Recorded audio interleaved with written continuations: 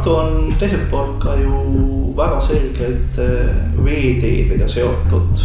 Ühelt poolt maanteeliiklus Tallinna suunas, nii peaks olema väga oluliselt välja arendatud ka veeteeliiklus ida suunas mööda Emajõe kanalit. Tartu siseseltki võiks olla nüüd elektriautod tulid kasutusse ja et kui oleks võimalus neid rohkem kasutada, et sotsiaalosakondadel on neid mingil määral teile, aga et kui oleks neid rohkem võimalik, et inimene tellib ja läheb näiteks oma tuttavale külla ja...